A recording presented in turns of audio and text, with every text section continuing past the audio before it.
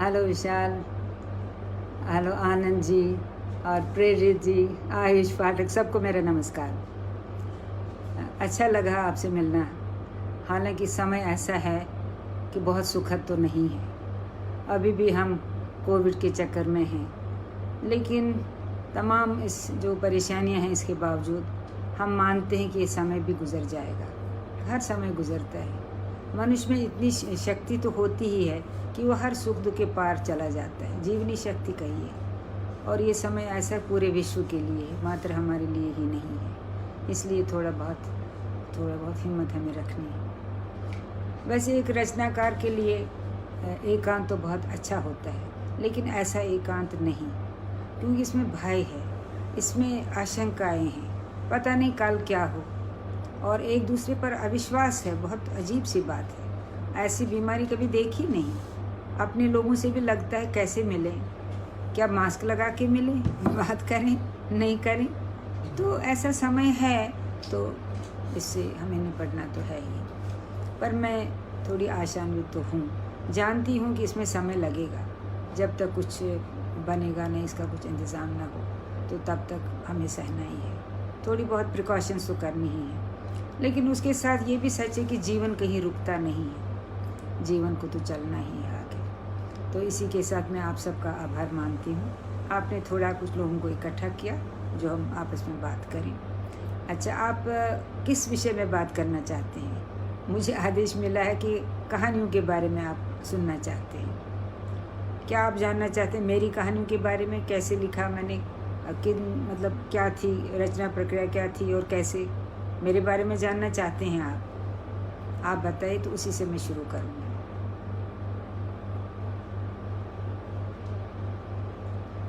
नमस्कार शशांक, नमस्कार। अच्छा, तो मैं एक आपको बता दूंगी किस तरह मैंने लेखन शुरू किया, ठीक है? वैसे देखा जाए तो बहुत पहले छोटी उम्र में ही मैंने कुछ पंक्तियाँ घसीट दी थी। उस वक्त मालूम नहीं था मैं लेखिका हूँ, लेखक बनना चाहती हूँ। बस ऐसे मन में ऐसा कुछ था जो कहना चाहता था।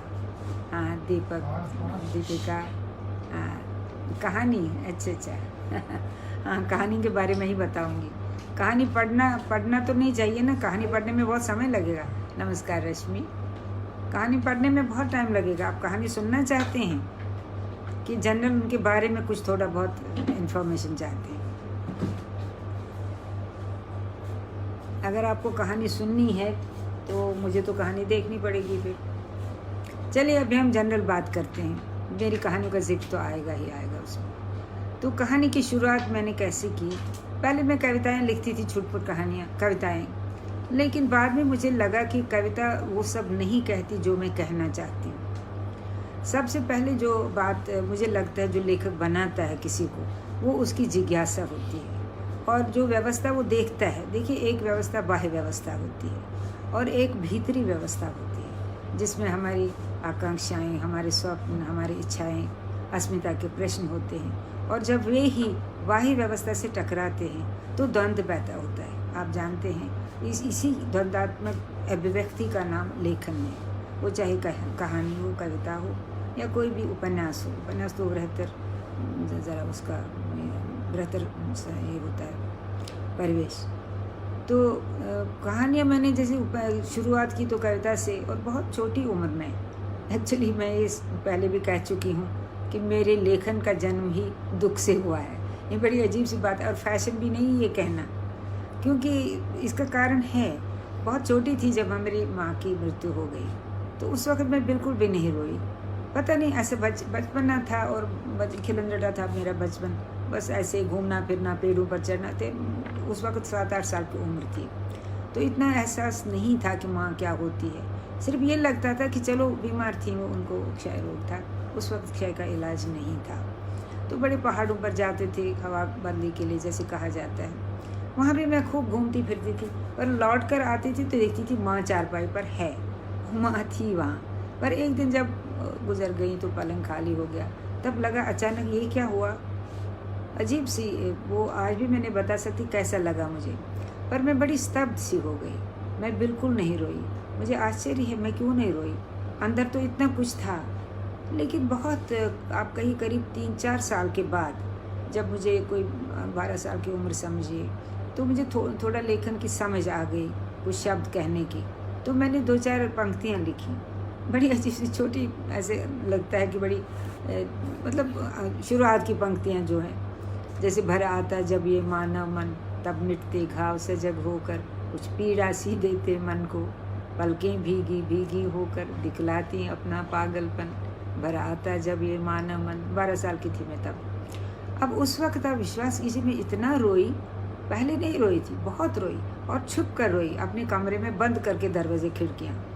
उस वक्त मुझे लगा जो अंदर जमा होता है आपके भीतर, वो ही लेखन के रूप में फूटता है। ये भूमिका मैं इसलिए कहती हूँ कि मुझे लगा कि इतना कुछ इकट्ठा हो गया था जो मैं किसी से कह भी नहीं पाती थी, बल्कि अपने भाई बंधु जो भी थे, बड़े लोग, वो कहते थे इसको क्या हो गया, तो रोती भी नहीं है। मैं नहीं रो, मुझे बड़ी शर्म आती थी रोने में, पर उस वक्त तो एकदम से फूट पड़ा।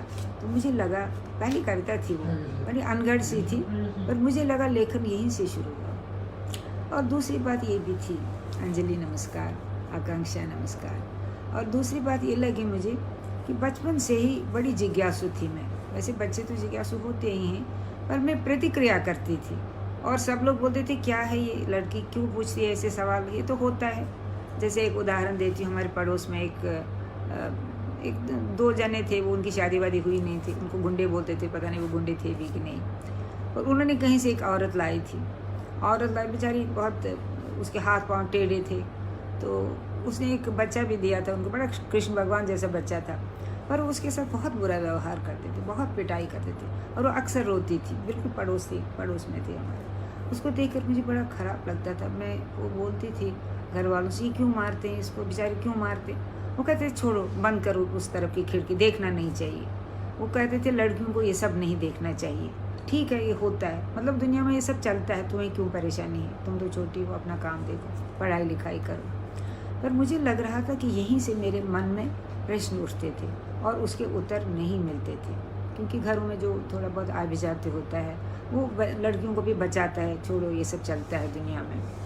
तो खैर ऐसे फिर एक दिन क्या हुआ एक दिन हमारा, मेरे पिताजी का घर वितस्ता जहलम को बोलते हैं, किनारे पर था। तो एक बार देखा कि घाट पर एक लाश पड़ी थी। तो हम सभी लोग इकट्ठे हो गए, क्या था, कौन है। पता चला ये वही औरत थी जिसको लाए थे वो वहाँ से, और जिसको बहुत पिटाई करते, लगता था उसने आत्महत्या की थी। उस दिन भी बहुत मन खराब हुआ, पर किसको बोलती मैं। सब बोलते थे चलो मत देखो, उधर देखना नहीं, छोड़ो, इधर आ जाओ, इस तरफ आओ। यही विडम्बनाएँ जो होती हैं समाज में, जो संगतियाँ होती हैं, इसके लिए आपका मन बड़ा, किसी भी लेखक का बड़ा मन संवेदनशील होता है। मेरा ही नहीं, कईयों का होता है। और तभी आप प्रश्न करते हैं, तभी आप लिखते हैं, वो बहुत गहरे में जाती हैं वो बातें। बाहर से तो मैं ठीक जैसे और बच्चे थे वैसे थी मैं, और बल्कि कई मायनों में आप कह सकते हैं बेकाबू थी। कुछ घर के जो आभिजात्य होते हैं उनमें मैं फिट नहीं बैठती थी, मतलब जो करना चाहिए लड़कियों के लिए, जो आप जानते हैं बंदे बंदाए कुछ रूल्स रेगुलेशंस होते हैं, हमारे में भी थे। हालांकि हमारे पिताजी बड़े थोड़े उदार व्यक्ति थे, प्रोफेसर थे वो, लेकिन फिर भी लड़कियों के लिए तो कुछ संहिताएं होती ही हैं, हमारे लिए भी थी। लेकिन मैं वो मानती नहीं थी, कुछ अजीब से काम कर देती, जैसे लड़कों से नहीं मिलना चाहिए, क्यों नहीं मिलना चाहिए, क्या होता है, ये काम करना चाहिए, कढ़ाई करना चाहिए, सिलाई करना चाहिए। नहीं, मैं जाती थी, पिताजी की एक अच्छी लाइब्रेरी थी, हालांकि 12-13 उसके मुझे बहुत ज़्यादा समझ नहीं आती थी, बड़ी किताबें थी, अंग्रेज़ी की थी, फारसी की थी, हिंदी की भी कुछ थी। तो उन हिंदी की किताबों में मुझे थोड़ी सी रुचि जागृत हुई। क्या, प्रेमचंद की निर्मला थी, जयशंकर प्रसाद थे, और भी थे काफ़ी। प्रेमचंद और जयशंकर प्रसाद मुझे ध्यान है। प्रेमचंद की निर्मला और जयशंकर प्रसाद का कंकाल मैंने पढ़ी, और उसको पढ़कर मैं इतना रोई। तो मुझे लगा अरे ये दुख तो बहुत हैं दुनिया में, ऐसा नहीं कि तुम्हारी माँ गुजर गई तो बस तुम दुखी हो, और भी दुख हैं संसार में।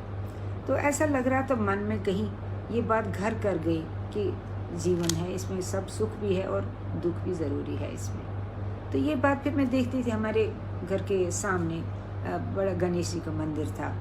तो वहाँ पर एक ऐसे ही एक औरत थी, आती थी, बीमार थी वो बेचारी, जाती थी, घूमती थी, परिक्रमा देते हैं जैसे मंदिर में।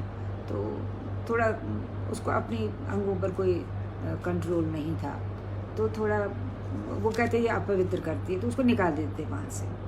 हमारे पिताजी थोड़े सोशल रिफॉर्मर थे, तो वो थोड़ा सा दखल देते थे, कहते इसको डॉक्टर को ले जाएंगे। तो अस्पताल ले जाते, वहाँ से कुछ दवाई पवाई देती थी, कहते इसको कुछ नहीं है, इसको कमज़ोरी है, इसको अच्छा खुराक मिल जाए तो ठीक हो जाएगी। तो वह समाज सुधार समितियाँ वगैरह थी, वो उनको ले गए थे पति के पास ले गए। तो बोले मैं इसका क्या करूँ, वो मैं इस इल्लत का क्या करूँ, ये शब्द उसका था। ये इसने मुझे कोई बेटा तो दिया नहीं है, 4 बेटियां थी, कैसे कैसे तो मैंने उनको निपटाया, मतलब शादी वादी कर दी, अब मैं इसका क्या करूं। वो बीमार थी, वो मेरे किस काम की, ये शब्द मुझे आज भी याद आते हैं। हालांकि क्या कहेंगे, परिवार था, ब्राह्मण थे, वो थे, बहुत नाक ऊंची थी, पर तरीका औरत के लिए यही था, वो काम की नहीं है तो चिथड़ा है। तो ये बात बचपन में ही मुझे लगी, और मुझे लगा ऐसा क्यों है, पर मैं बोल नहीं सकती थी, क्योंकि घर का कुछ तरीका ऐसा था कि बोलना नहीं है लड़कियों को, ये सब नहीं बोलना। तो खैर, पर ये चीज़ मैं ये कहना चाहती हूँ कि घर कर जाती हैं आपकी चेतना में कहीं गहरे, उस वक्त आपको मालूम नहीं पड़ता।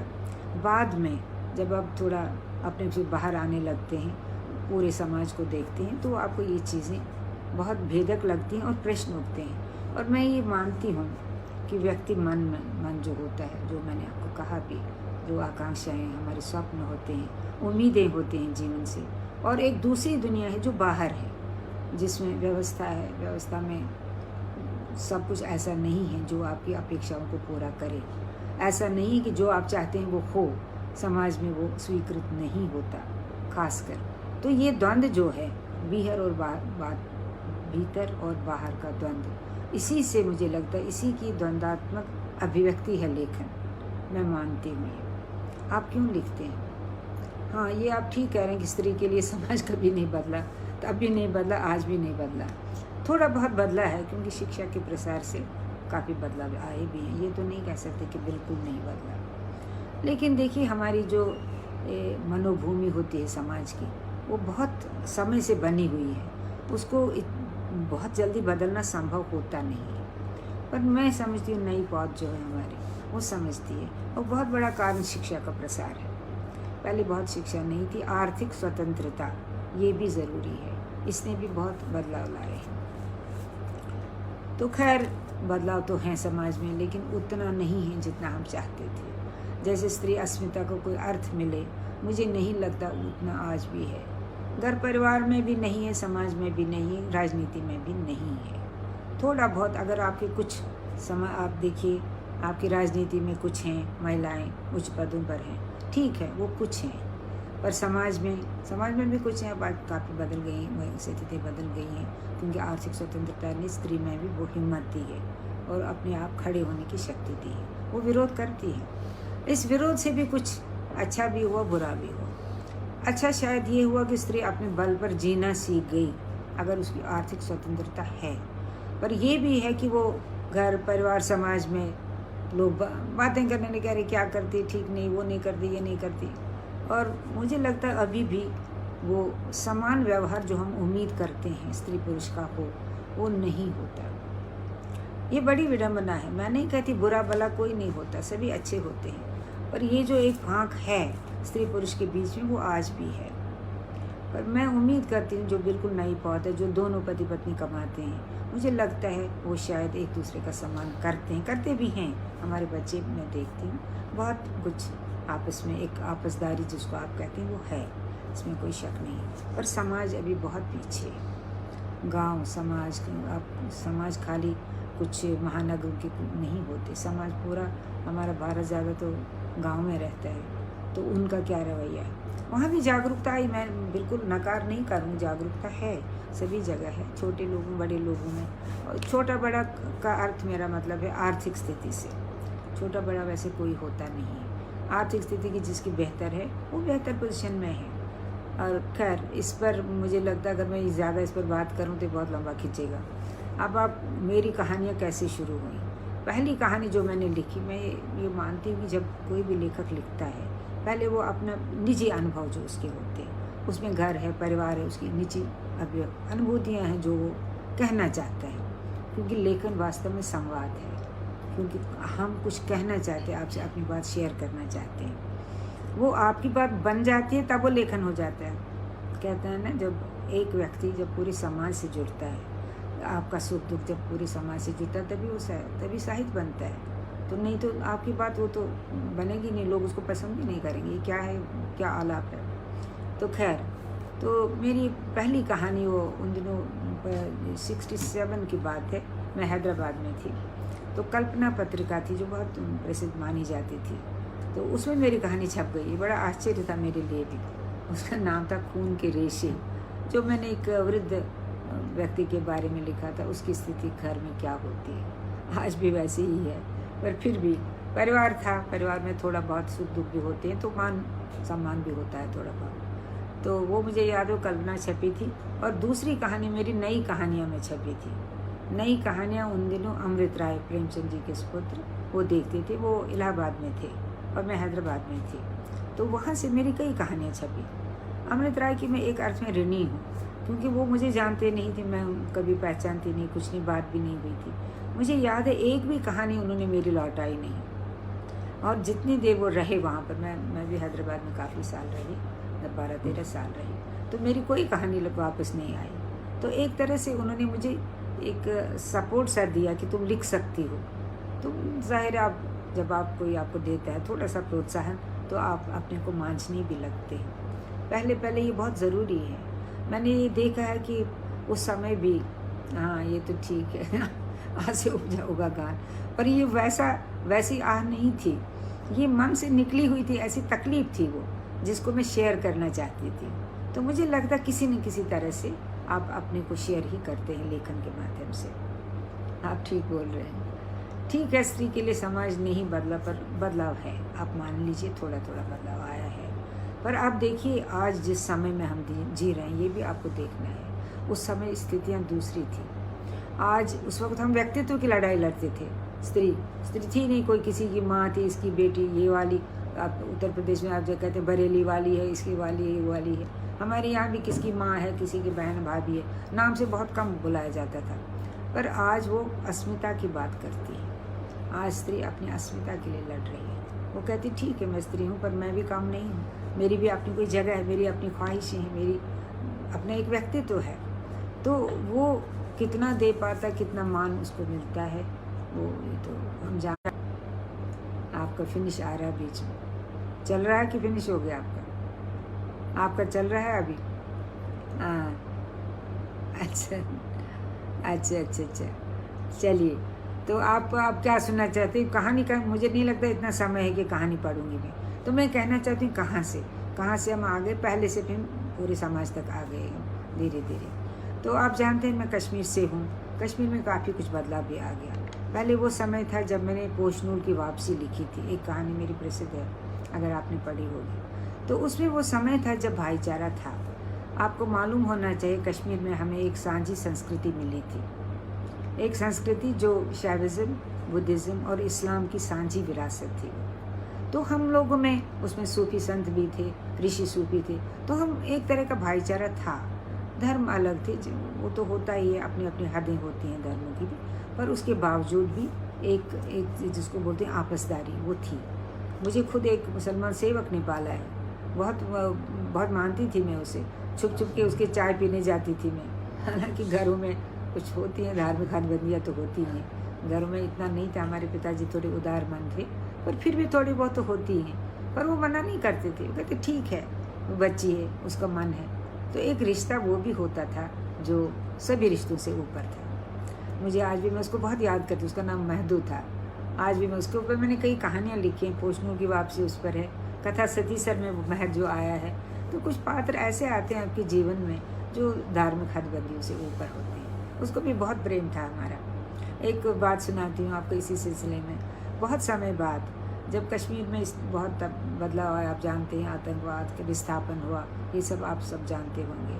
तो हम लोगों को भी बाहर, मैं तो खैर पहले ही सर्विस, मेरे पति की सर्विस नहीं थी वहाँ, तो उस कारण हम बाहर निकले थे, पर हमारे माता पिता वहीं थे, सब लोग वहीं थे, घर बर्बाद था, घर था वहाँ पर। तो खैर, तो मैं इसी विस्थापन के दौरान एक बार गई थी, उससे थोड़ा सा पहले आप कह सकते हैं। तो गई थी मैं, मेरी माँ ननिहाल, मेरी गाँव में, मेरी माँ गाँव से थी, तो वो वहीं पर रहता था। मैं जो अब बूढ़ा हो गया था, अब काफ़ी समय, हम भी बड़े हो गए, बच्चे वाले हो गए।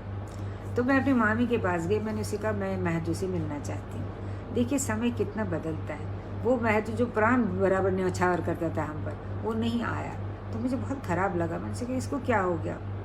माँ भी बोली देखो वो तो आना चाहता है पर दुनिया बदल गई है, उसके बच्चे नहीं आने देते। बच्चों का प्रभाव जो था आप जानते किस तरह कश्मीर में आतंक आ गया, सांप्रदायिकता बढ़ गई, वो भी जहर घुल गया। तो जो यंग जनरेशन थी, नई पौध, उन्होंने तो वो समय देखा नहीं था आपसदारी का, तो उनको लगा बस यही है, यही ठीक है। पर खैर अंत में वो भी आ गया था। बच्चे अपन जाने वाली थी वहाँ से, बड़ी निराश होकर जा रही थी। तो मैं जा रही थी तो मैंने देखा कोई जाते जाते पीछे मुड़कर कोई कंबल ओढ़े हुए पीछे से आवाज़ सा कर रहा कुछ। कौन था वो? मैं पीछे मुड़कर देखा तो मैंने देखा कि कोई कंबल ओढ़े हुए आवाज़ से मुझे बुला रहा है। तो हमारे साथ चाचा जी थे मेरे, वो बोली कौन है, जल्दी चलो, आजकल समय ऐसा नहीं, पता नहीं कौन है क्या है। तो कश्मीर के होने के बाद हिंदी रचना को झुका, हाँ मैं कहूँगी आपसे। तो वो मिलने आया था ये बात सुनने वाली कि उसकी जेब में फ़ोटो थी हमारी बचपन की। तो बोला ये देखो। तो मैंने देखा, उसमें हम भाई बहनों की तस्वीर थी, बहुत पुरानी हो गई थी इतने साल। पर वो कहता था कि जब तक मैं इसको देखता नहीं सुबह, मेरा दिन अच्छा नहीं निकलता। तो मैं ये कहना चाहती हूँ, कितना भी आतंक हो, कितना भी बदलाव हो, अगर लोगों के मन में, कुछ लोगों के मन में है भाव, वो रहता है, वो ख़त्म नहीं होता। पर नई पौध का उन्होंने देखा ही नहीं, उन्हें यही समय देखा। आप कश्मीरी जीवन की बात क्या कहूँ मैं, बताइए। कश्मीर से होने के बाद हिंदी रचना, हाँ कश्मीर में देखिए कश्मीरी भाषा तो है, पर मुझे लगा हमेशा, मैं एक बात ये भी है कि हमारे पिताजी हिंदी के प्रवर्तकों में, हालांकि वो प्रोफेसर थे अंग्रेज़ी के, पर हिंदी की तरफ उनका झुकाव था। संस्कृत भी, फारसी भी जानते थे थोड़ी। उन्होंने हम बच्चों को हिंदी पढ़ाया था। और मुझे याद है जब हम छोटे होते हैं, रत्नभूषण प्रभाकर हिंदी की कुछ परीक्षाएँ हुआ करती थी, तो उन्होंने हमें कहा तुम हिंदी भी सीखो।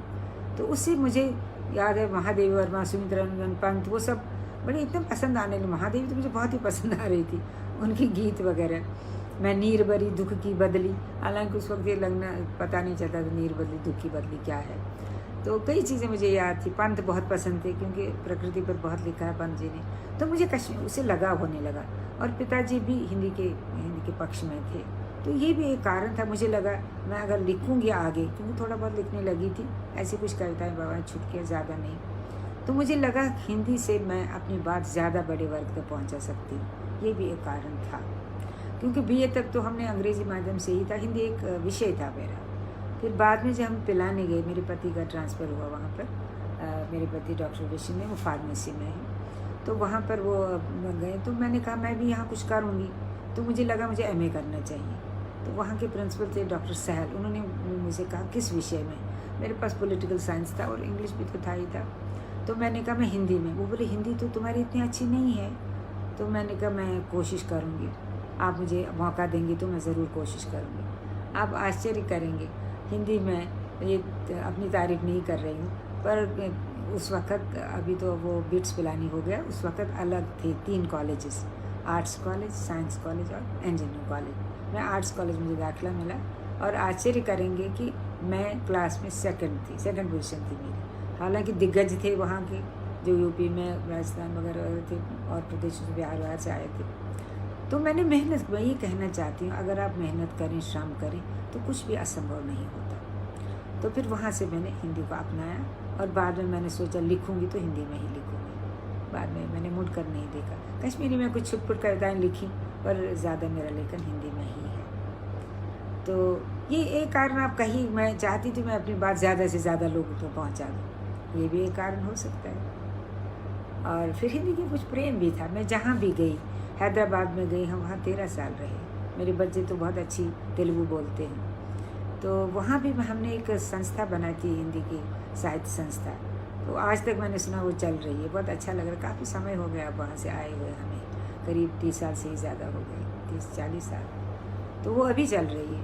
तो मुनि इंद्रजीत भी बेचारे, वो भी गुजर गए। उन्होंने कहा चंद्रकांत तुम्हारी बनाई हुई संस्था अभी भी चल रही है, बहुत अच्छा लगता है। भुवनेश्वर में गए हम, वहाँ भी हम कोशिश कर रहे थे हिंदी की थोड़ी बहुत, जैसे महिलाएं भी आपस में मिलती हैं तो कुछ प्रोग्राम्स तय करती हैं। हम कहते भाई हिंदी में कुछ करो, जो जैसे कोई विषय देते थे उस पर आप बोलिए, तो अच्छा लगता। बड़ी उम्र की औरतें भी हिंदी में इंटरेस्ट लेने लगती थी। बाकी तो खैर था ही था जो कुछ भी था। अच्छा, कश्मीरी जीवन की क्या बात करूँ।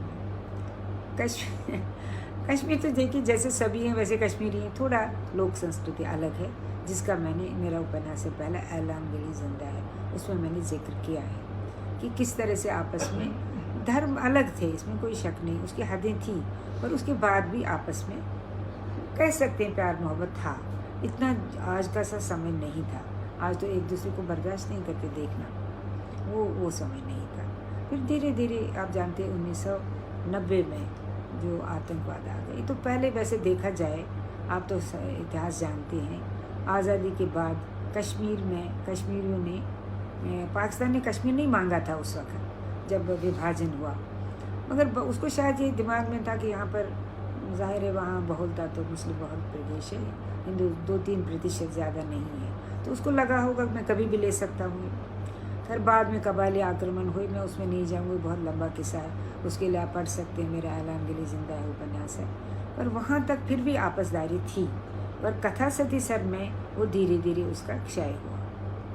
उसमें पाकिस्तान तो बहुत ज़्यादा जिम्मेदार है उसका, पर आप जो कश्मीर की जो सरकार भी थी, और मैं कहूँगी भारत की सरकार भी, तीनों दोषी हैं। दोषी इसलिए हैं कि देखिए जब कहीं ये दरारें आने लगती हैं दो भाइयों में, दो समुदायों में आप कहें, उस वक़्त उसको भरने की कोशिश करनी चाहिए थी, वो नहीं हुई। कुछ तो बहुत मैं जाऊंगी नहीं इतिहास में, काफ़ी कारण हैं हमारे। हालांकि 1948 में अधिमिलन हुआ था भारत के साथ, जब कबायली आक्रमण हुआ था। कबायली आप जानते पाकिस्तानी की तरफ से थे, वो बिल्कुल कश्मीर की सीमा तक आते, श्रीनगर की सीमा तक, तो बिल्कुल अब रातों रात एक रात का और मामला था, तो पूरा श्रीनगर तक आते तो ख़त्म हो गए होते। उनका ज़रा ज़्यादा वो अगेंस्ट थे, हिंदुओं और सिखों का बहुत कत्लेआम हुआ था तब। और उस वक़्त हमारे मुसलमान भाई ने हमें बचाया, हमें मानना चाहिए। कुछ लोग ठीक है वो पागलपन होता, पर ज़्यादातर लोगों ने, और उस वक्त शेख मोहम्मद अब्दुल्ला थे, आप जानते हैं, उन्होंने भी हमें बचाया। कश्मीरी हिंदू उसके ऋणी हैं, अगर वो नहीं बचाते रातों रात। हुआ क्या, महाराजा उस वक्त महाराजा हरि सिंह थे कश्मीर में, तो वो जब उनकी सेना तो कुछ बिल्कुल कम सेना थी, तो वो कुछ कर नहीं सके, सामना नहीं कर पाए, तो उन्होंने सेंटर से कहा कि भाई हमारी कुछ मदद कीजिए, हमारे जाएंगे नहीं तो। उस वक्त नेहरू जी थे प्रधानमंत्री, तो उन्होंने कहा हम ठीक है हम करेंगे, पर आप शेख अब्दुल्ला को भी, वो उस वक्त जेल में थे, उसको रिहा कीजिए। तो जाहिर है रिहा तो करना ही पड़ा। तो शेख मोहम्मद अब्दुल्ला, हरि सिंह और नेहरू, उन्होंने अधिमिलन एक्सेशन पर हस्ताक्षर किए। देखा जाए तो उसी वक्त उसी दिन कश्मीर का भारत में विलय हुआ था, इच्छा से हुआ था। शेख साहब भी थे, महाराज भी थे, नेहरू भी थे। और बाद में नेहरू जी का वो ज़रा शांति प्रिय थे और बड़े दोस्त थे उनके, चीन भी दोस्त था और शेख अब्दुल्ला भी उनके बड़े पक्के दोस्त थे। पर कभी ऐसा समय आता कि दोस्त भी आपको दगा दे जाते हैं, ऐसा ही हुआ कश्मीर। शेख साहब कुछ तो ठीक थे, काफ़ी अच्छे थे, पर बाद में उनके भी मन में हुआ कि मैं भी क्यों न शेख बनूं, तो थोड़ा उनके मन में भी आ गया कि महत्वाकांक्षाएँ, तो थोड़ी काफ़ी कुछ हुआ। उसमें मैं नहीं जाऊंगा, अब इतिहास में पढ़ सकते हैं। तो दरारें आ गई, धीरे धीरे हालात ख़राब हो गए। अलग प्रधान चाहिए, अलग विधान चाहिए हमें, तो भला अलग आपको झंडा चाहिए। अगर आप भारत के एक अंग हैं, हम कहते हैं ना बड़े अभिमान से, भारत हमारा शीर्ष है, सिरताज है। कहाँ से सरताज हुआ आपने उनको अलग निशान दिया, अलग विधान दिया। वहाँ प्राइम मिनिस्टर हुआ करते थे, बाद में कर चीफ मिनिस्टर बन गए, तो वो जुड़ा ही नहीं। मैं ये कहती हूँ कश्मीर भारत से जुड़ा ही नहीं। कश्मीरियों ने कभी नहीं समझा कि हम भारतीय हैं, हिंदुओं ने समझा, पर ज़्यादा जनता तो वहाँ हमारे मुस्लिम भाई ही हैं, वहाँ उनके दिमाग में ये बात थी ही नहीं कि हम भारतीय हैं। तो ये बहुत बेसिक बात है जो आज भी सिर दिखा रही है आपको। बच्चों के स्कूल, बच्चों के जो छोटे छोटे बच्चे होते हैं 2री-3री क्लास के, असल में क्या किया, पाकिस्तान तो 2 युद्धों से हार गया, तो उसने फिर भीतरघात जिसको आप कहते हैं वो किया। उसने अंदर से मौलवी बुलाए, यहाँ स्कूल में पाठ्यक्रम में पढ़ाया गया कि भाई हम कश्मीर के बारे में, अफ़गानिस्तान से, भारत से घिरा हुआ है। ये नहीं कहा कि हम भारतीय हैं, कश्मीर भारत से घिरा हुआ है। अब अगर छोटा बच्चा ये मानता है कि तुम भारतीय नहीं हो, तो बड़ा होकर वो कैसे मानेगा तुम भारतीय हो। आज भी वो कहते कश्मीर अलग है। अब 370 धारा भी हो गई आपकी, अब पूरा विलय तो हो ही गया देखा जाए, पर अभी मनों में वो बात आनी नहीं, मुश्किल है। हो जाएगी धीरे धीरे, समय तो अब सब इलाज करता है सभी सुख दुख का, तो हो जाएगा। कम से एक बहुत बड़ा कदम उठाया गया जिसका मैं सहमत हूँ और इसको मैं अप्रिशिएट करती हूँ, क्योंकि कश्मीर का मसला 70 सालों से लटका रहा। कभी यूएनओ में गया, कभी वो गया, पाकिस्तान से युद्ध भी हुए, हमेशा आतंकवाद तो आप जानते हैं काफ़ी समय से है। अब पूरे 30 साल हो गए हिंदुओं के विस्थापन को भी, अभी भी कितनी बुरी हालत में।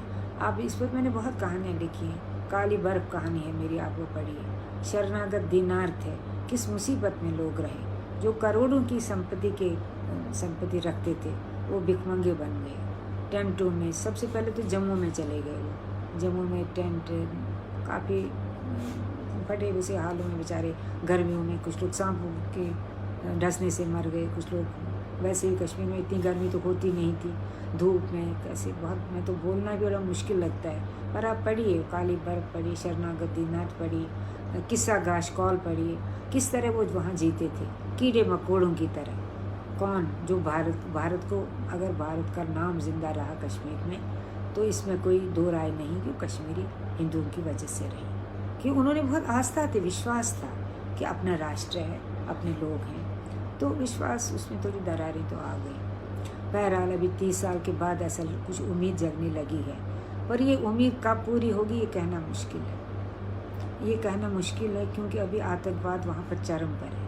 पहले भी था, ये नहीं कि आज की बात नहीं, आज से 30 साल पहले से आतंकवाद बहुत बुरा हाल था कश्मीर के बहुत मकान जलाए गए, निष्कासन तो खैर हो ही गया बहुत बुरी तरह से। मैं उसमें जाना नहीं चाहती, अगर आप पढ़ना चाहती हो तो आप कथा सदी से ज़रूर पढ़िए, कहानियाँ पढ़िए आप, जो 2-4 कहानियाँ तो मुझे बदलते हालात में एक कहानी वो पढ़िए, काली बर्फ पढ़िए आप, अब्बू ने कहा था पढ़िए। बहुत से, मेरी तो 200 कहानियाँ हैं, बल्कि उनका 4 ग्रंथों में संकलन है उनका।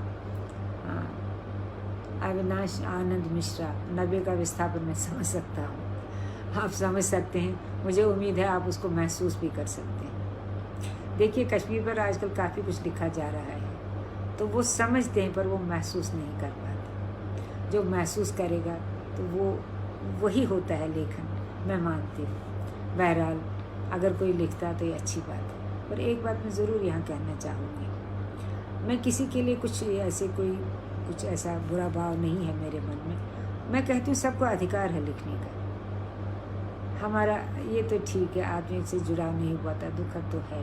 संतोष इस बात से कि अब समय बदल रहा है, लोग जुड़, ये ठीक है, मैं मानती हूँ समय बदल रहा है, लोग जुड़ रहे हैं, पर समय लगेगा। ये मत मानिए आप, मुझे कोई कुछ दिन पहले कह रहा है कोई, अरे चंद्रकांत अब तो कश्मीर वो 370 धारा भी हो गई, अब तुम लोग जाओ, कब जाओगे तुम? ये बड़ी अजीब सी बात है। कश्मीर के द्वार तो आपके लिए खुल गए, पर वहाँ का माहौल, एक पड़ोसी कहना मुझे ठीक नहीं लगता, क्या करें, क्योंकि मेरा उस संस्कारिता में मेरा जन्म हुआ है जब हम आपसदारी रखते थे एक दूसरे से, मतलब दुश्मन नहीं थे कम से कम एक दूसरे के। तो अब ये कहना कि जब आपका पड़ोसी ही जब आपका दुश्मन बन जाता तो कैसे जाएंगे आप? तो कुछ लोग पनन कश्मीर की मांग कर रहे हैं, वो कहते भाई हमें कश्मीर में कुछ ऐसा हिस्सा दीजिए जहाँ हम इकट्ठे रहें, क्योंकि काफ़ी लोगों के घर जला दिए गए और काफ़ी लोगों ने औने पौने दाम घर बेच दिए हैं, क्योंकि 30 साल का कुछ निकला नहीं। 30 साल बहुत लंबी उम्र होती है, 2 पीढ़ियाँ हो जाती हैं इस बीच, बच्चे बड़े हो गए, कुछ थोड़ा बहुत पढ़े लिखे तो होते ही हैं थोड़े बहुत कश्मीरी, और उनको कुछ व्यापार इतना ज़्यादा नहीं आता, तो कुछ छोटे मोटे काम भी करने लगे।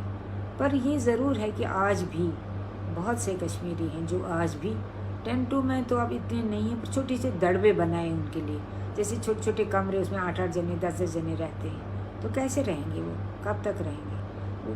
कुछ लोग तो ज़रूर जाएंगे। मैं व्यक्तिगत रूप से नहीं कह सकती मैं जा पाऊँगी कि नहीं, क्योंकि जब हालात होंगे तब तक मैं रहूँ या ना रहूँ कोई इसका भरोसा तो है नहीं। पहले अभी हमें कोरोना तो छोड़ दे, उसके बाद कश्मीर का आतंकवाद, दोनों हमें छोड़ देंगे तब शायद हम जा पाएंगे। लेकिन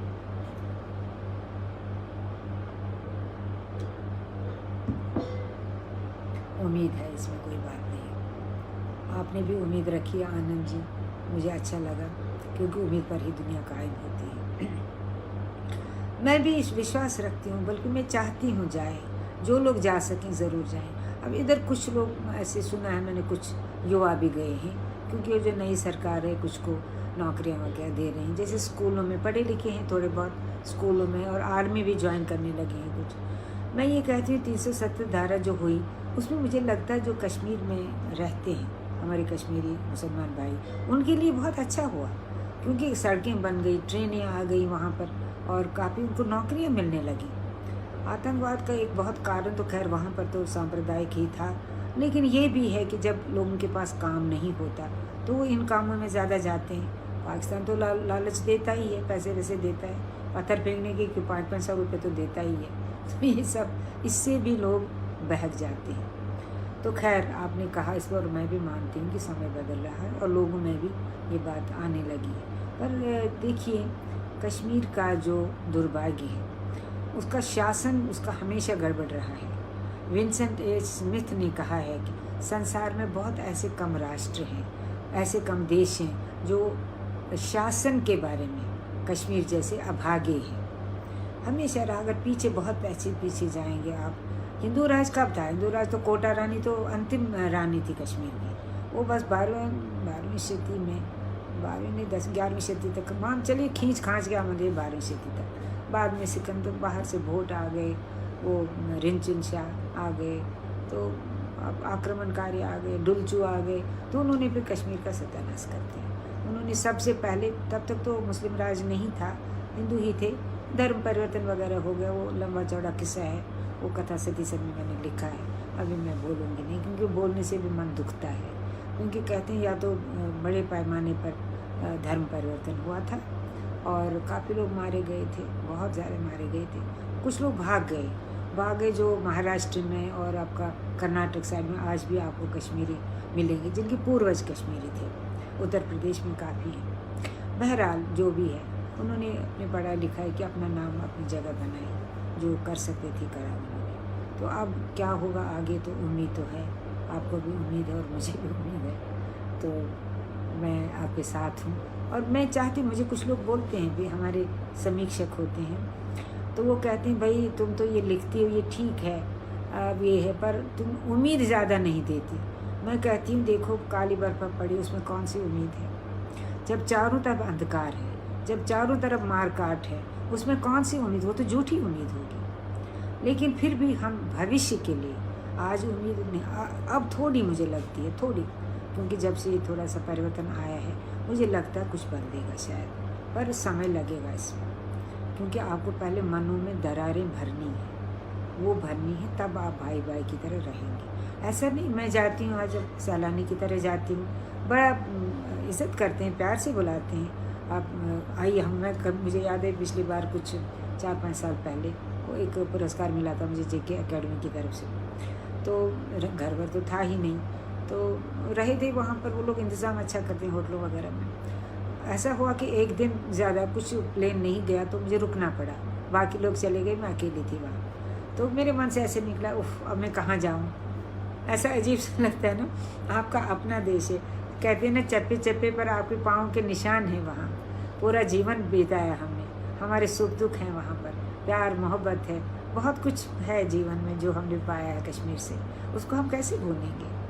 कुछ लोग बोलते हैं भूल जाओ, अब क्या है, अब तुम्हारा घर यहाँ है।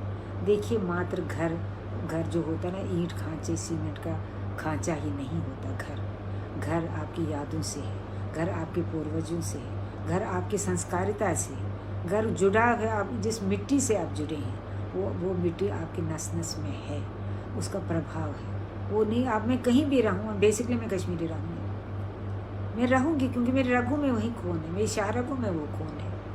मैं ठीक है, मैं बहुत कहीं भी जाऊँगी, अमेरिका जाऊँगी, यहाँ दिल्ली में हूँ, कहीं भी हूँ, पर आपका कहीं पर आपके रूट्स होते हैं, वो गलत नहीं। मैं ये मानती हूँ आजकल जो वैश्विक हो रहे हैं ना, वो अच्छी बात है, कहीं भी आप रह सकते हैं, कहीं भी जी सकते हैं। वो कहते हैं कोई भी हो सकता है, मेरा पता, ये भी कविताओं में मैंने लिखा है, हो सकता है, पर आपका निजीपन जो होता है वही आपकी विशेषता है। आप कहते हैं ना आजकल संसार में एक अजीब सा कल्चर है जिसको आप अंग्रेज़ी में कुकी कटर कल्चर कहते हैं। आप कोई भी यहाँ जो है वो वहाँ पर है, चीज़ें भी ऐसी हैं, आप पिज़्ज़ा वगैरह बर्गर यहाँ भी खाते हैं, डोसा इडली वहाँ भी खाने लगे हैं अमेरिका में लोग, वो सब तो है, पर फिर भी एक आपका निजत्व होता है, आपकी अपनी पहचान होती है, वो इस वैश्वीकरण में नहीं है। वहाँ सब एक जैसे हैं। तो मुझे लगता है आपको अपनी अगर निजता बरकरार रखनी है तभी आप हैं, नहीं तो ठीक है आप हजूम हैं, भीड़ है, भीड़ में से एक है आपका व्यक्तित्व नहीं है, कोई आपका अस्तित्व अलग नहीं है। मुझे लगता है ये बहुत ज़रूरी है। और मुझे इस पर एक बात याद आती है जो हम संचार क्रांति ने हमें बहुत कुछ दिया है, इस पर मुझे थॉमस एल फ्रीडमैन की एक बात याद आती है। वो कहते हैं देखिए ये पूरा जो सूचना तंत्र है बहुत हमारे ज्ञान का भंडार है, इसमें एक तरह से गूगल पर हाथ लगाओ तो कुछ भी किसी बात का उत्तर, वो कहते हैं वो आपको सब कुछ दे सकता है, लेकिन वो आपको एक अच्छा बेटा अच्छी बेटी नहीं बना सकता, उसमें वो ताकत ही नहीं है। वो आपको रोबोट बना सकता है, वो भावनाएं आप में नहीं भर सकता, आपको संस्कार नहीं दे सकता। इसके लिए वो कहता है सेव योर ऑलिव ट्री। आपके पूर्वजों ने जो आपके पिछवाड़े में एक पेड़ बोया है ना, ऑलिव ट्री, आपको अंजीर का पेड़ बोलेंगे शायद उसे, उसको बचाओ। वो कौन सा ऑलिव ट्री है? वो आपकी संस्कारिता है जो आपको विरासत में मिला है, वो आपको बचाए, वो आपका निजीपन है, तो वही आपको बनाएगा, अच्छा व्यक्ति बनाएगा, इंसानियत भर देगा आप में। इंटरनेट नहीं भर सकता वो चीज़। तो मुझे लगता है लोग इस पर ध्यान देना भी ज़रूरी है। इसका उसमें संस्कार का भी क्या है, करुणा है, प्रेम है, भाईचारा है, वो उस शब्द से विदकने की ज़रूरत नहीं है, वो है आपसी आपसदारी है जो हम भूलते जा रहे हैं दिन ब दिन। मुझे लगता है धीरे धीरे हम मशीन हो रहे हैं क्योंकि समय ही ऐसा, संवेदनाएं थोड़ी थोड़ी कम होने लगी, रिश्ते नाते बदल गए। अब मैं ये नहीं कि मैं इसमें दोष नहीं, मैं छोटी जो अपनी नई पौधे उसको दोषी नहीं मानती।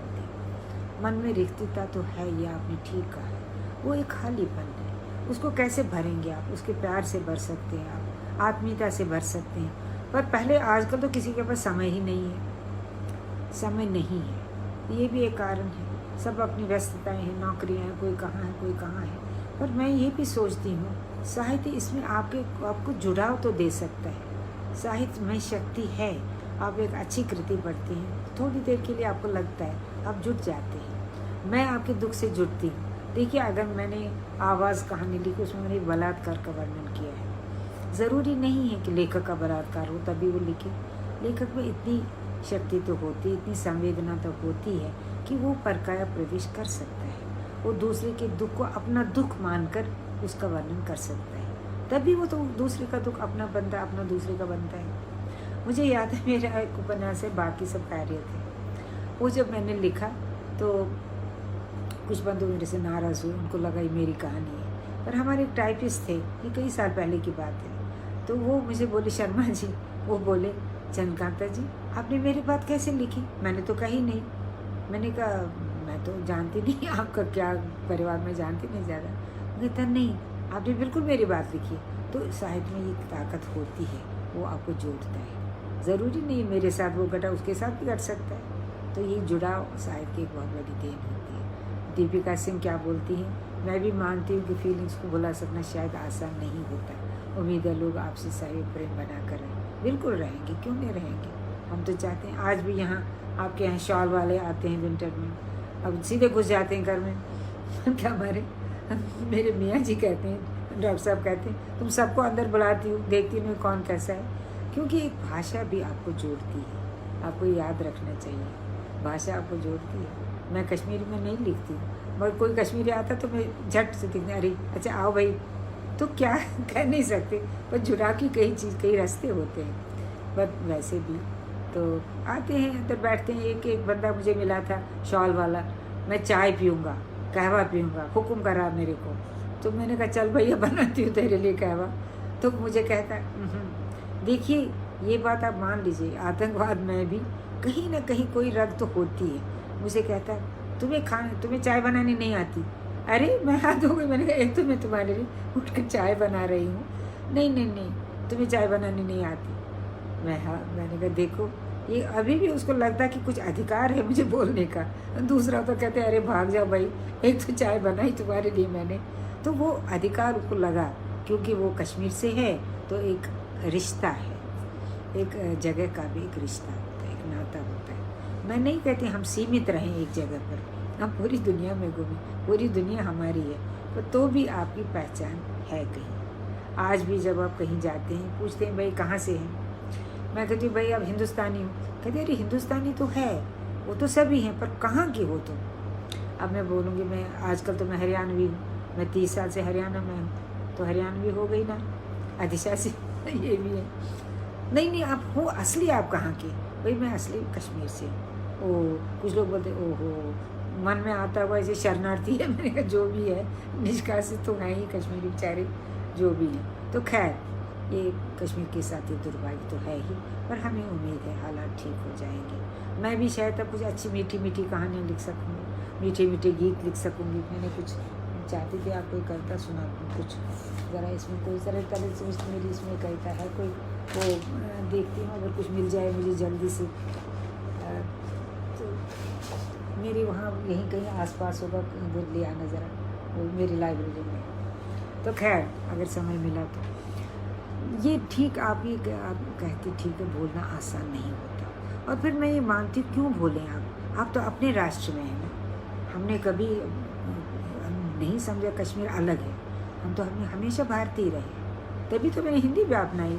अगर देखा जाए तो कश्मीर में तो कश्मीरी भाषा है, कश्मीरी भाषा को मैं हमेशा कहती हूँ कश्मीरी भाषा, वो अगर मेरी माँ है तो हिंदी मेरी नानी दादी है, वो उसकी भी माँ है। तो एक राष्ट्र का गर्व तो होना ही चाहिए आदमी को। और मैं मानती हूँ अपने को, मैं भारतीय मानती हूँ, लेकिन कश्मीर को भूल नहीं सकती। और कश्मीर ऐसी चीज़ नहीं है कि पाकिस्तान को दे दो हाथ में, वो अब तो खैर बहुत बड़ा मुद्दा बन गया है और लोग इस पर लिखने भी लगे हैं। एक समय ऐसा था, आपको बताती हूँ, एक समय ऐसा था, मैं गई थी, मैं बेटी को लेकर गई थी, आतंकवाद में ही था ये, तो उसका काफ़ी कुछ सामान, वो निकले थे सब लोग, हड़बड़ी में निकले थे, काफ़ी घर में रह गया था, तो उसका मन था कि कुछ शादी वादी हुई थी उसके बाद, तो कुछ लाना चाहती थी वहाँ से सामान।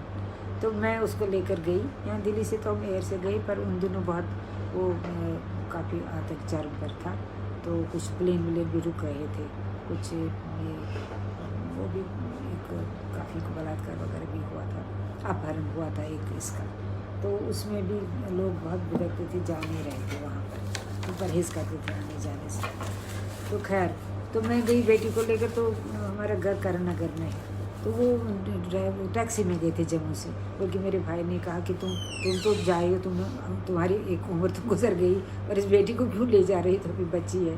पर मुझे लग रहा था कुछ नहीं होगा, पर खैर टैक्सी वाले ने कहा नहीं मैं वहाँ नहीं जाऊँगा, करण नगर, वहाँ गोलियाँ चल रही थी, काफ़ी था आतंक। पर बेटी का घर वहाँ इंदिरा नगर में था, वो थोड़ा सा आर्मी एरिया है, तो थोड़ी सी सुरक्षा है वहाँ पर। लेकिन वहाँ भी उसके घर में, तो हम चाबी ले आए कहीं से, पड़ोस में थे उनके, तो वहाँ देखा, वहाँ तो लग रहा था लोग बैठे हैं, खाते पीते आराम से, शायद कोई कांगड़ी गिरी हुई है, कहीं कुछ गिरा, कोई कैंपा कोला की बोतलें हैं, तो लग रहा था कोई रह रहा है यहाँ पर। तो मुझे याद है मेरी बेटी गई, बड़ी शान से देख रही क्या है अंदर, किचन में देखा, वहाँ खाना बना था कुकर में, तो बड़ा अजीब सा लगा, घर बाहर से बंद था। तो हम गए, फिर वहाँ भी कमरा उनका, डाइनिंग रूम, बंगला सा था, सुंदर बंगला वहाँ पर। तो मैं गई बड़ी शौक से, मैंने खोला दरवाज़ा, तो देखिए वहाँ पर 4 जने बैठे थे, मैं पहले भी कह चुकी हूँ, और हाथ पीछे को, कुर्सियों पर बैठे 4 जने, ज़रूर उनके हाथ में कुछ हथियार होंगे, और बंद है घर, पीछे के दरवाजे से शायद वो आए थे। तो मैंने उनसे पूछा आप यहाँ क्या? नहीं हम यहाँ रहने आए हैं। आप रहने आए हो तो छुप कर क्यों बैठे हो? असल में वो आर्मी वालों से छुप कर वहाँ बैठे थे तो आतंकवादी थे वो। बहरहाल फिर हम वहाँ से भागे, जैसे अपने घर में ही चोरी कर रहे थे। निकले तो ये हालत ये थी, उन्होंने एक लड़की वो मारी भी गई थी, उसने आतंकवादियों से बहस की होगी तो ख़त्म कर दिया उसको। बहरहाल ये छोड़िए, अब इसमें मैं नहीं जाऊँगी। मैं ये चाहती हूँ को थोड़ी सी ये आप सुनना चाहती हैं, आप ये कहा समय है थोड़ा, आपके पास समय है तो आप सुनाऊँगा, अगर नहीं है तो फिर नहीं सुना सकती। है थोड़ा समय आपके पास? गीतांजलि निगम, स्वागत तो है। मैंने असल में निकाला नहीं था, मैं चाहती थी। चल मैं आपको एक उसकी बात सुनाती हूँ जो वहाँ पर रहे। कुछ आपको पता होना चाहिए, कुछ लोग गांव में, मेरे एक मामा जी के लड़के थे, वो अपने गांव में रहे।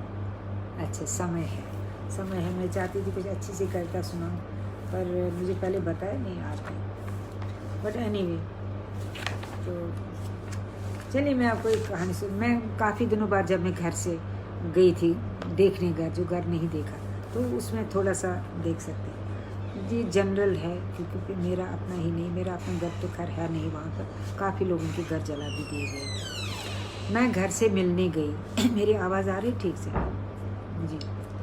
मैं घर से मिलने गई, चीतों भरे जंगल और चीखते रास्तों से, चीड़ों के साए में दम साधे हवा चुप थी। देवदार नंगे मेरी अगवानी कैसे करते, पहले जाते थे ना लोग, आते थे मिलने, गले मिलते थे। मेरी अगवानी कैसे करते, शर्मसार पहाड़ों ने मुझे देखा और सिर झुका लिए। मैं काजी गुंड के चिनारों से पत्ते तोड़ती रही और खाली झोलों में भरती रही यादों के खजाने। केसर की क्यारियां पलकें उघाड़े देखती रहीं उदास, मायका ढूंढने आई है बेटी। किसी ने धूपदान का आशीष न दिया, गले लिपट कर रोका नहीं रास्ता। सड़कें वीरान, कोई संगी साथी हमराज, कुकिल पोशनूल वहाँ के पंछी कोई नहीं, कोई चीन्ही आवाज़ नहीं। सीमेंट की बोरियों की आड़ में बंदूकें तैनात थी, बारूदी गंध थी हवा में, उनके साए में सुरक्षित कहीं मेरा घर था। लेकिन मेरा घर कहाँ था? कुछ नंगे निचाट पत्थरों के ढेर थे, जले हुए छान छप्पर जिन पर पुलिस का पहरा था। मैं शिनाख्त न कर पाई। बोके सिपाही ने बार बार कोंचा, शिनाख्त करो, कौन सा शव है तुम्हारा? हम मदद करेंगे दाह संस्कार में, जल्दी बोलो और लौट जाओ किसी सुरक्षित बाड़े में। हम यहाँ तैनात हैं ना तुम्हारी रक्षा के लिए। मैंने चौतरफ देखा, मेरा घर वहाँ था नहीं, वहाँ नहीं, उधर, शायद उधर। कहाँ गया मेरा घर? मैं पत्थर हो गई। अचानक मैंने देखा मेरे घर की लाश टुकड़ों में बटी पूरी वादी में छितर गई है। ये उन लोगों की बात है जिनके घर जला दिए गए थे, जिनका कुछ भी बचा नहीं था। बहरहाल हम अब उम्मीद की बात करते हैं ना, उम्मीद की बात भी हम करेंगे, पर ज़्यादातर मैंने इस पर कश्मीर के बारे में, आतंकवाद के बारे में ही लिखा। क्या हालत हुई, किस तरह हुई, आवाज़ कहानी पढ़ी, शरणागत दिनार पढ़ी, क्योंकि ये दुख भी है नसीब, उसमें हिंदू मुसलमान दोनों के साथ हुआ। मैं नहीं कहूँगी खाली हिंदुओं के साथ हुआ ज़्यादती तो हुई उनके साथ, पर मुसलमान लड़कियों का भी हुआ। नसीब मेरी एक पात्रा है कथा सती सर में, वो बहुत थैंक यू। तो वो उसको भी अब उनको, क्योंकि जब आतंक होता है ना, मुजाहिद ऊपर बाहर के लोग भी थे काफ़ी हैं वहाँ पर, आप जानते हैं। तो ये मत करो, साइकिल मत चलाओ, बुर्का लगाओ, नंगे सिर मत घूमो, तो ये सब चीज़ें वो मानती नहीं थी लड़कियाँ जो कॉलेज वालेज में पढ़ती, तो उनके साथ भी होता था। बहरहाल अभी भी हालात वहाँ पर बहुत सुखद नहीं हैं, लेकिन ऐसा लग रहा कि शायद अब सरकार ने ये ठान ली है कि हमें कुछ करना है। इसका समय लगेगा, इसमें कोई शक नहीं, समय लगेगा।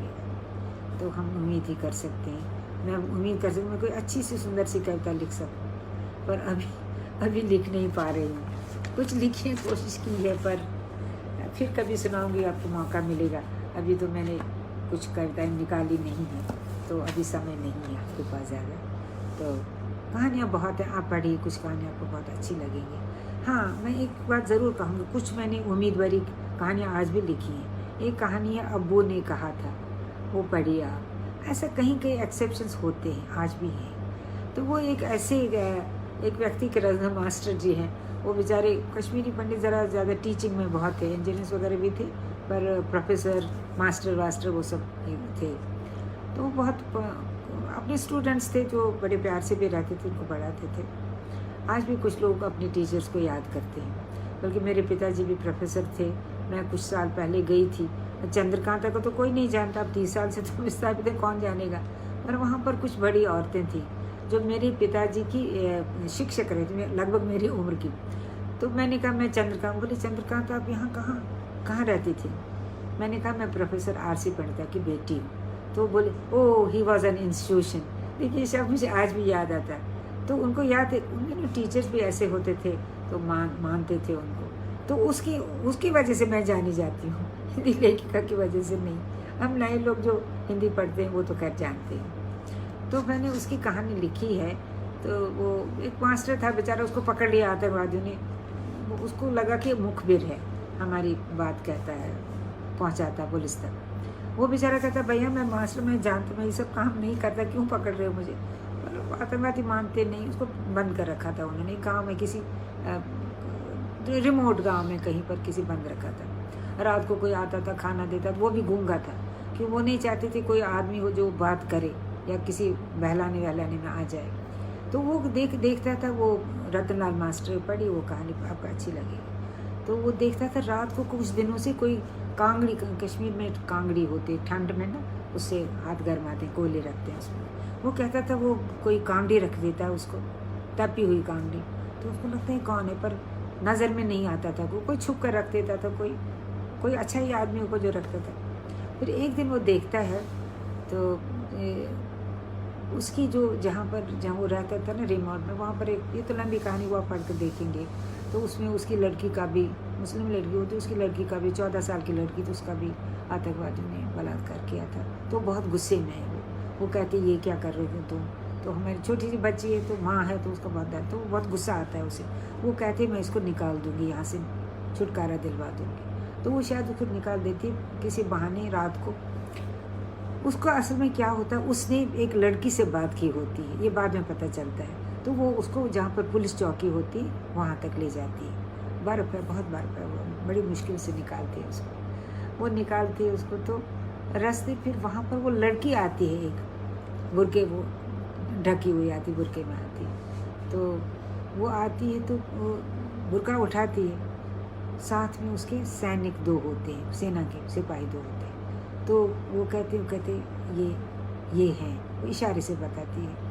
तो वो मास्टर बेचारे परेशान, वो कौन है, क्या है, बुरके वाली कौन है। जब बुरका उठाते वो देते, उसको पहचान लेता है। वो पहचान लेते, वो उसके दोस्त की बेटी होती है, जो बड़े अच्छे दोस्त होते हैं आपस में। तो बहुत प्यार से वो आपस में बातें, वो बेचारा हैरान हो जाता है। वो जो सिपाही, वो कहते ये कैसे, कौन है, इतना प्यार कैसे, तो मुसलमान है, वो हिंदू।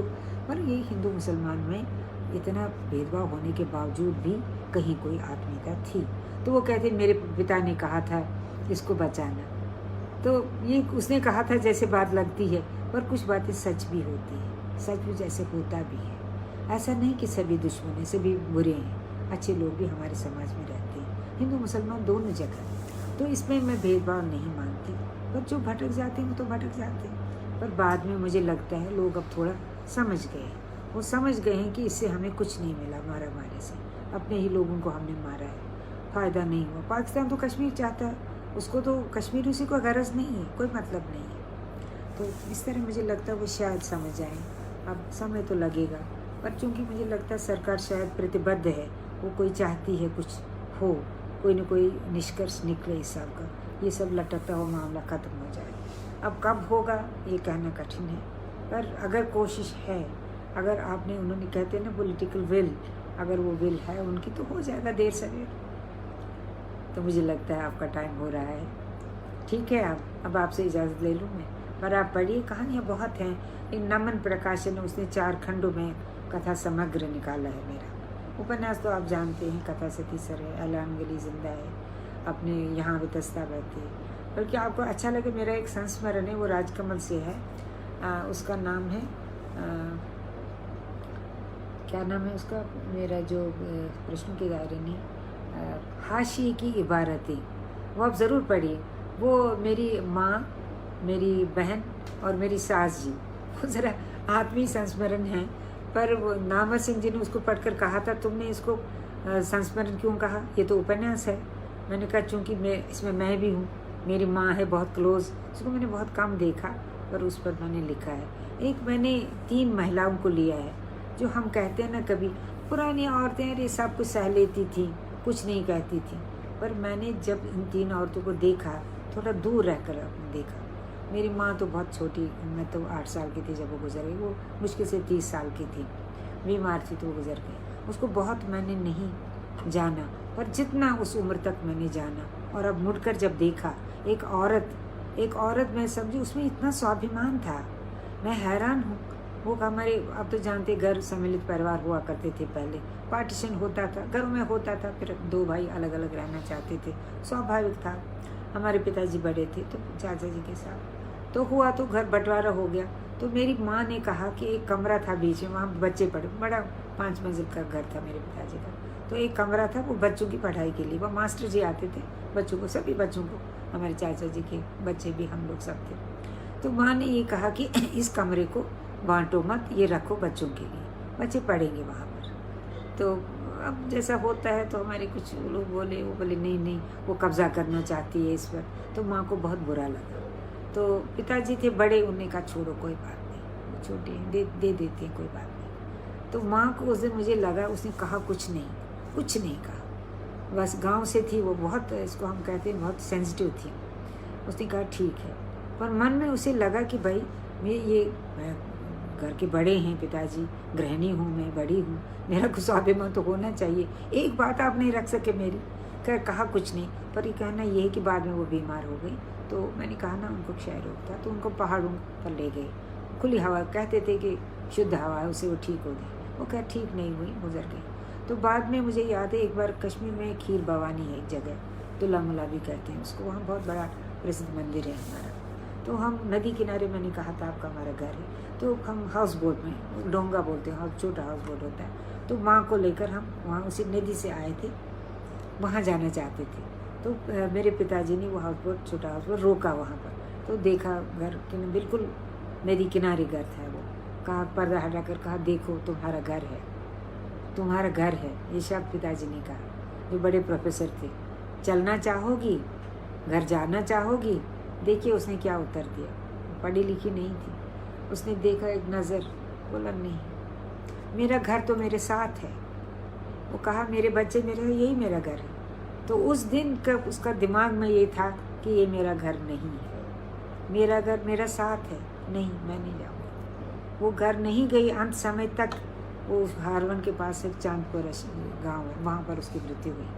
तब उस वक़्त किसी ने कहा इसको घर ले जाओ, तो पिताजी को समझ में आ गई, कर नहीं, उसने घर का मुंह तो छोड़ दिया था, वहीं पर उसका अंतिम संस्कार कर दिया। ये मैं कहती, ये औरत जो अनपढ़ औरत थी, लगभग खाली लिखना आता था, वो भी सीखा था बाद में, पर वो थी, मान सम्मान था। और मेरी सास जी तो बड़ी कमाल की थी औरत, घर में उनका जराज चलता था, वो किसी तरह हाशिए की नहीं थी। हमारा अनुशासन सास जी का ही चला। मेरी शादी तो बहुत छोटी उम्र में हुई, पूरा अनुशासन मुझ पर था, उनका बेटों पर भी था, और बेटों की हिम्मत नहीं थी कि बात उनका विरोध करें।